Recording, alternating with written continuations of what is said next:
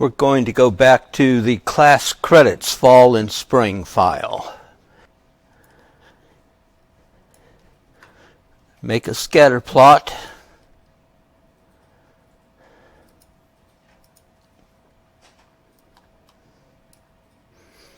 And do add trend line.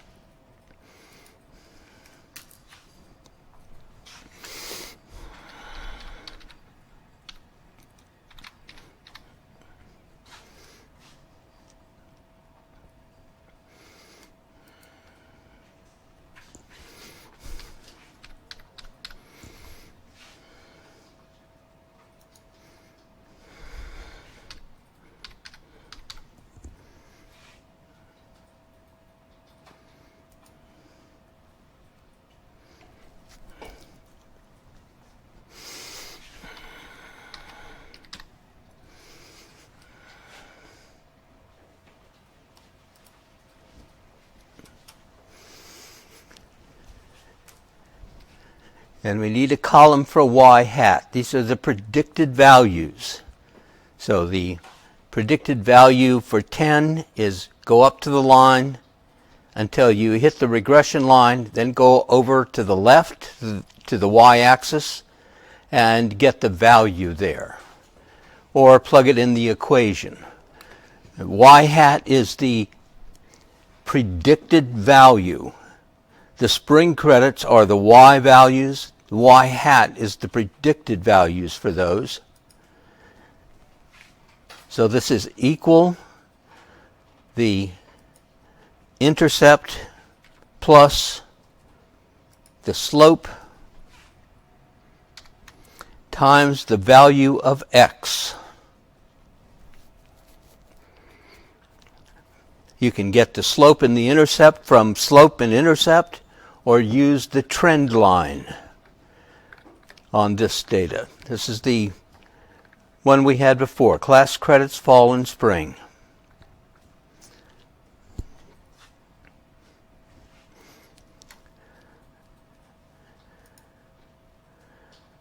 And what did I do wrong there? I swapped the slope and the intercept. I'm glad you noticed that. That was very strange.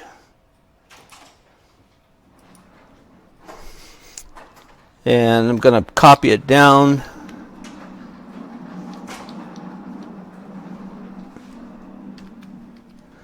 Lock the cell references and copy them down. So these are the predicted values for the Y's, for the number of summer credits. So that if someone has 18 credits in the fall, we would expect 15, 16 credits in the spring. So we've got y and the predicted y, and the residual is the difference between those.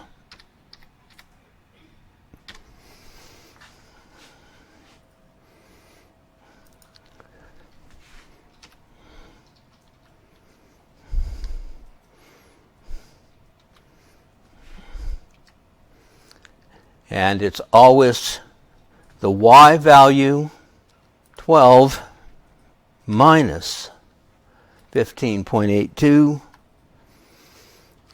So for that one, we missed by almost 4. And that's 18 credits. That's this one here. That's 12. Yeah, 18 and 12. So the predicted value is on that line, and the observed value, the actual value, is 18. So my residual is minus 3.82. Now, if I get the average of the residuals, the average of the residuals is 0. any line that goes through the average x and average y will give you residuals of 0. To find anything useful, we have to square those.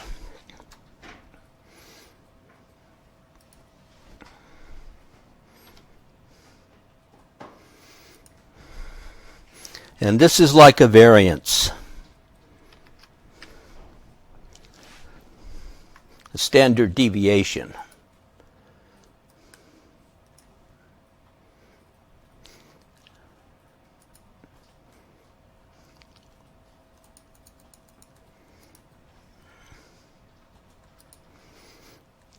And then sum them up. I need the sum of squared residuals. This is why the regression is called least squares.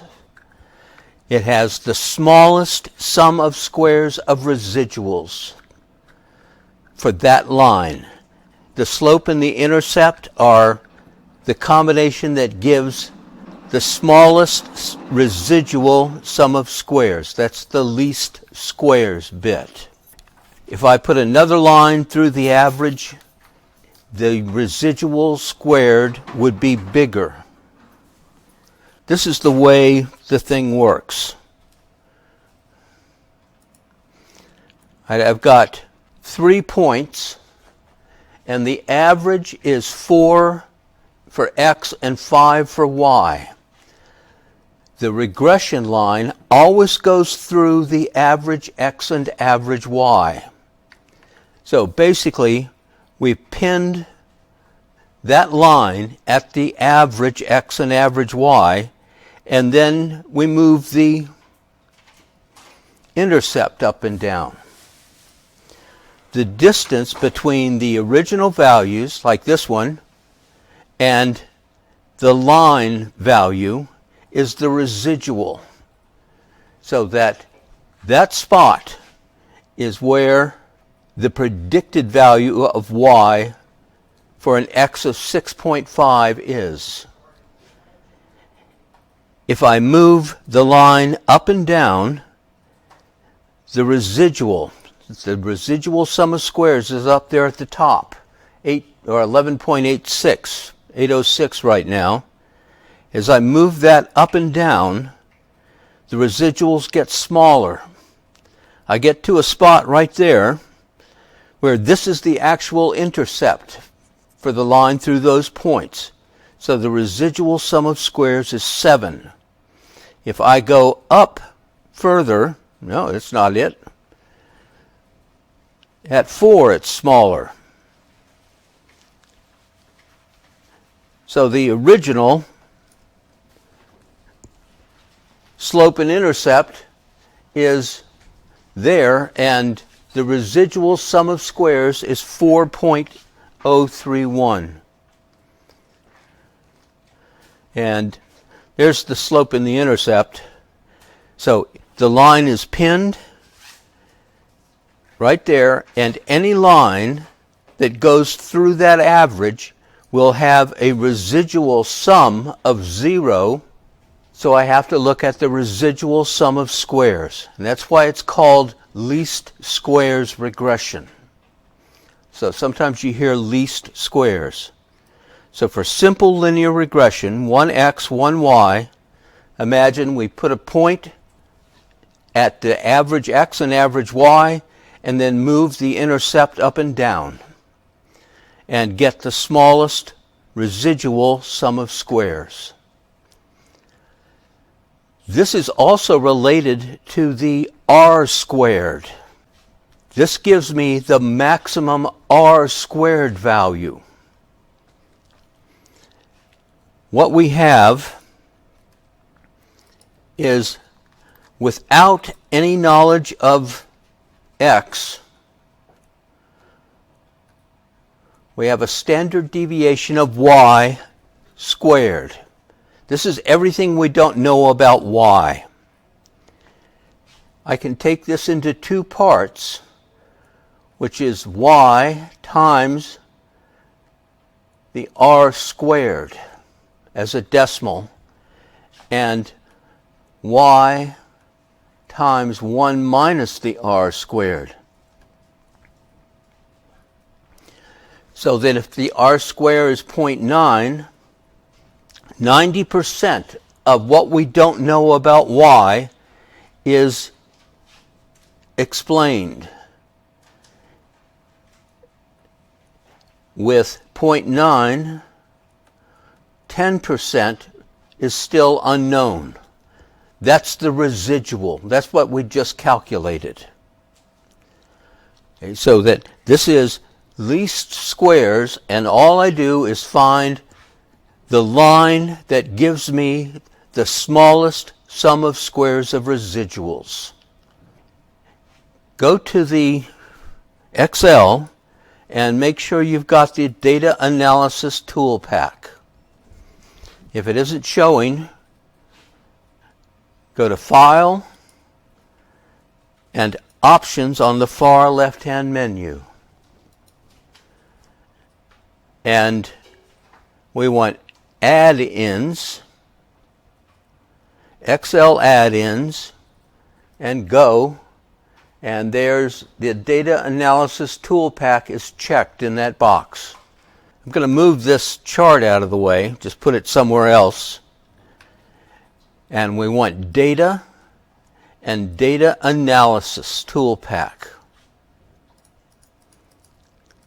Here is regression.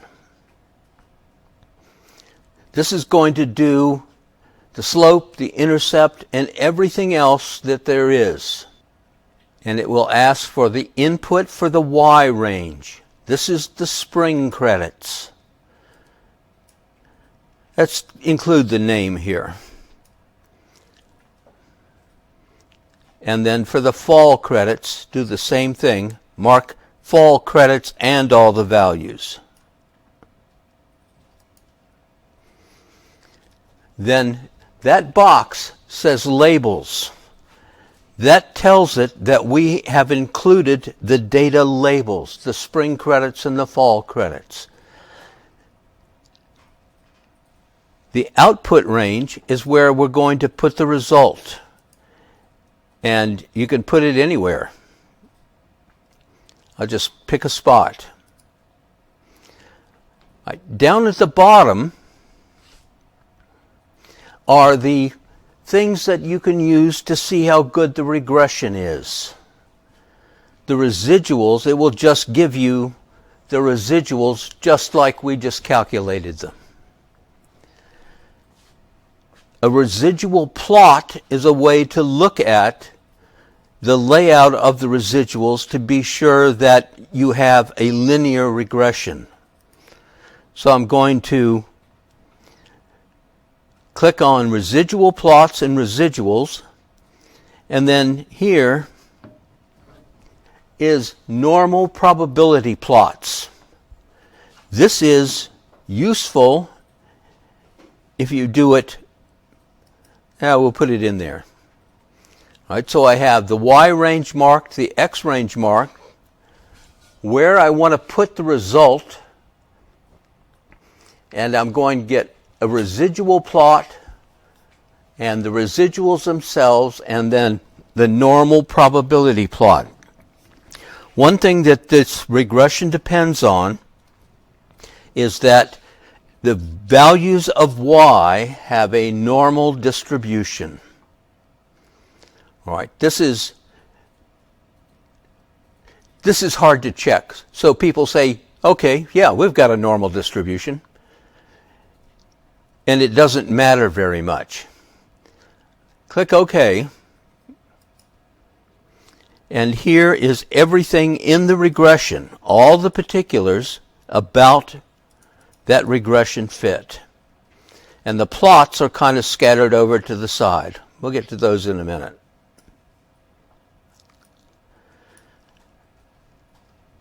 In here, in this box, right there, is the residual sum of squares. And if you look at the residual sum of squares we calculated over here, 96.103. This is 96.103. That's the residual sum of squares. That's the smallest it could possibly be. If you look below, here's the intercept value, 2.155, and below it is the slope. And since we put in fall credits, it says fall credits. That's the independent variable. Then look at these other things. I'm going to knock decimals off of this because it's hard to look at with all those decimals. And I get lost in them.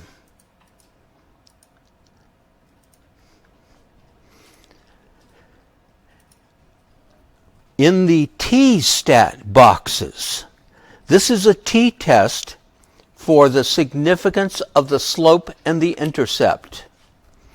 And the test for both of those is the slope equal to 0 and is the intercept equal to 0. This is a regular hypothesis test. This is just like all the others. And the test for the intercept is it equal to 0?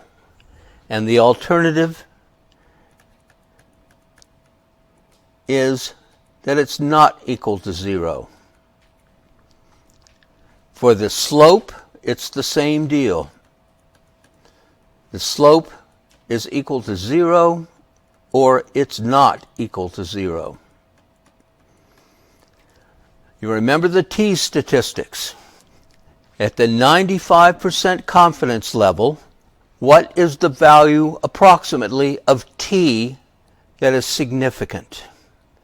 Always go back to the empirical rule. What's between 2 and minus 2? 95%. That makes the 95% significance. Look at the value of t. Right there. The t value is 0.879. Is that bigger than 2? Okay, so we can't say that the intercept is different than 0. The intercept could be 0. Look at the t value for the test for the fall credits. That value is 3.7. It is much bigger than 2. That means it's significant. It's significantly different from 0. If the line was flat, it would have a 0 slope. Over here is where the value actually is. This is the p-values that we calculated for the hypothesis test. This is another version of hypothesis test. And this one, the slope is significant at 0.006, which is much further out than 0.05, which is the usual criteria. This p-value is much less than 2, so it's in the middle of the distribution. So if we looked at these things, here is 0, here's 2, 1, plus 1, minus 1, minus 2. The test for the slope is out here at 4. It's well within this confidence, or this region here, the 5% significance level, or 2.5. There's another 2.5 here, 2.5 here, 0.05 altogether, and the p-value for the intercept is somewhere in here. So it is nowhere near the rejection regions. Another way to look at it is to look at the confidence interval. Everything that we ever did, confidence intervals, hypothesis test, means, standard deviations, standard errors, they're all the same in all bits of this. Everything you do in statistics has the same setup. I've got hypothesis test. I can test a mean, whether my fertilizer works, or I've got a test for the slope and the intercept. I've got a confidence interval, a 95% confidence interval here for the intercept. The confidence interval is minus 3.5 to 7.8. It includes 0. This is another way to do a significance test, a t-test. 0 is in that interval. Look at the 95% confidence interval for the slope. Is 0 in that interval? 0 isn't in the interval, so it is significantly different than 0. You can specify another test level. This was, if you don't do it, it gives you two 95%. But this is how people decide whether the slope and the intercept are important. And it goes back to, is the t statistic bigger than 2? And these will always be positive, just because that's the way it is. Go back up to the top. Here, this is the r squared. The variable x, the fall credits, explains or accounts for 62% of the difference in spring credits. And if we go back to this graph, there's the r squared. Bump this up a little bit. R squared is 0.6269. Remember correlation? Find the correlation coefficient between fall credits and spring credits. Just pick a spot, do equals COR, and it gets CORREL. And I can do these in any order, and I will get the correlation between these two things.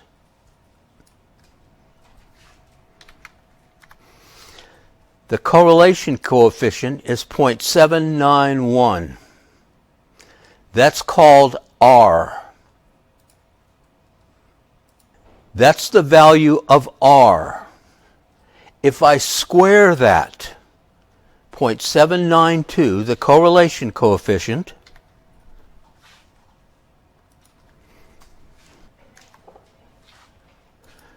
the square of R, literally the R square, is 0.629. I got correlation, which is how two variables change together, and if I square it, I get how good the regression line is. And this says that 63% of y is associated with x. The residual is right there. Or it's right there where I calculated it. And there it is right there. R square. Look at above that, multiple R. 0.791, 792. Look down here at the R that we calculated using the correlation function. That's it. That's where it comes from.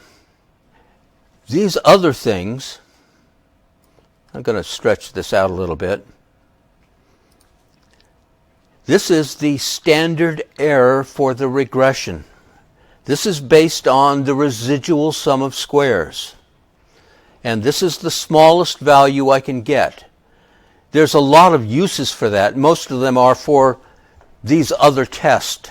So it doesn't really matter what that is. It comes up in all of the t-tests, all of the r-square calculations, everything else. number of observations. But if you look down here at residuals, we put in residuals.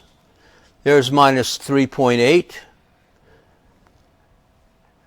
There's minus 3.8. Those are the residuals we calculated. All of this stuff comes right out of those.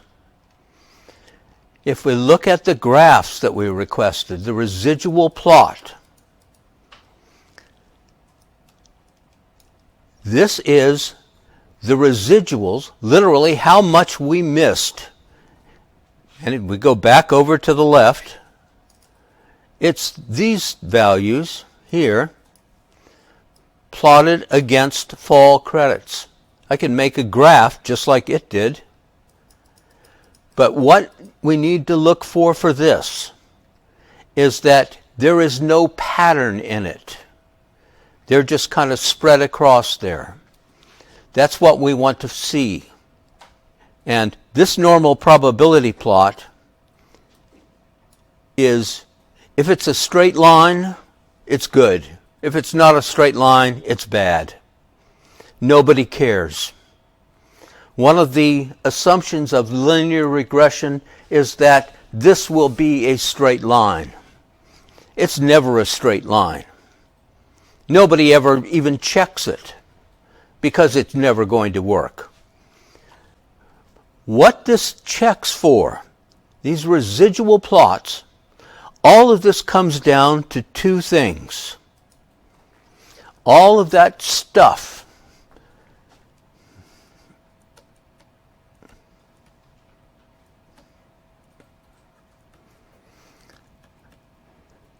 first, I have a linear relation between x and y.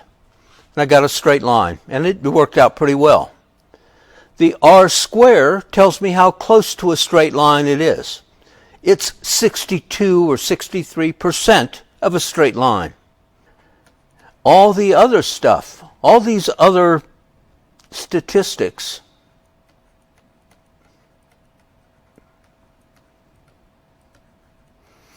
comes down to no fan shape. If I made a graph, and this is a traditional example, this is income, and this is food expenditures.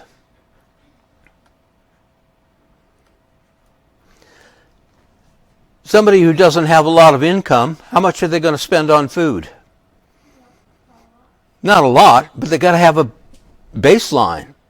So if you don't have a lot of money, you're like somebody else who doesn't have a lot of money, and you got to get enough to live. So those are down here, income and the food expenditure. I go out here, I'm making $1 million a year. If I'm making $1 million a year, what do I spend on food? Lots and lots. So that this data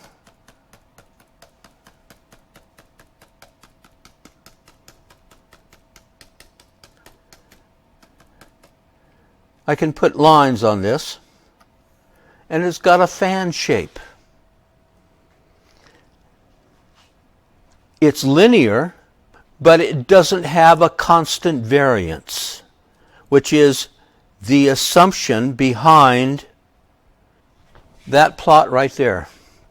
All of this stuff comes down to two things: linear relation and a fan shape. And all you have to do to check all of this statistics stuff here is make a scatter graph, a scatter plot. Here's my scatter plot. Where'd it go?